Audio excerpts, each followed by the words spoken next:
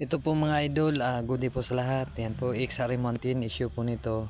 Bago pong palit ng lining. Tapos wala pa pong isang buwan.